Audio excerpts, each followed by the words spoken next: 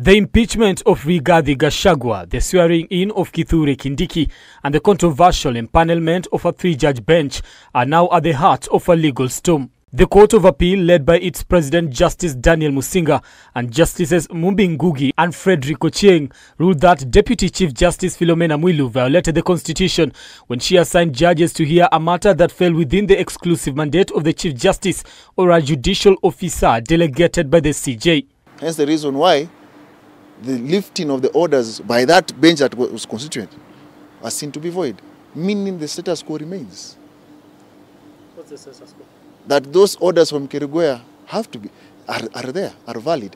Now, we have a scenario where for those of us who are cheeky, we would say we have two deputy presidents. The move now raising questions about the next steps for both the judiciary and the executive, particularly as the ruling came after Kithure Kindiki had already been sworn in as deputy president. Those orders are still present, the Kiriguya orders. It means that Gachagua is still deputy president. It means that Kindiki's rise to office is flawed. All right? I am sure this will not end there because someone will go to the Supreme Court. But now we have a challenge where in the orders they were seeking, they were also seeking that that bench recuses itself. Because Gachagua side are saying they are not confident with the impartiality of that bench. Will DCJ Mwilu and Chief Justice Martha Koome sit to decide a matter in which they are directly implicated?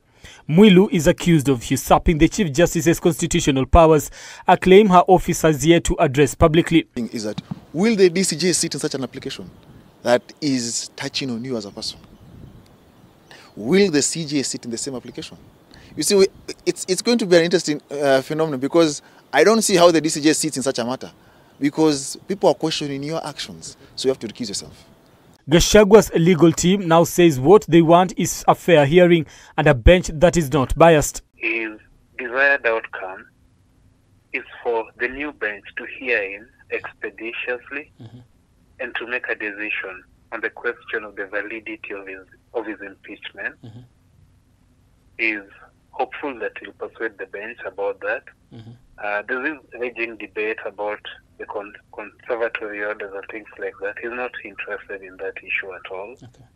His interest is in being heard expeditiously by the new bench. You know, impeachment is by and large political. Now, once the political side is done, the sham that we saw in Parliament, that is why now Gachagua is in court. And you see something that's going to happen again there when they're determining his impeachment, I'll tell you for free. The reason why they decided not to give him an extra day, which his timeline hadn't lapsed, the day to now come, you know, he was sick.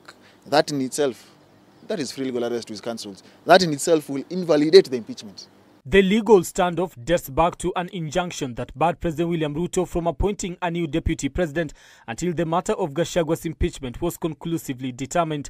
Those orders were initially referred to the Chief Justice for bench formation. However, with Chief Justice Martha Koome out of the country at the time, her deputy Philomena Mwilu referred the matter to a bench led by Justice Ogola. On Friday, a three-judge bench of the Court of Appeal ruled that the assignment of judges is a constitutional responsibility reserved exclusively for the Chief Justice. Now, is Martha Koome dead? Is she removed from office? Has she resigned? No. So you see, the Court of Appeal said yesterday that there were no reasons. And the CJ must have conveyed those reasons to these parties that were in court. So that is why it was seen the actions of the DCJ were void. Brian Amoai, K24, Nairobi.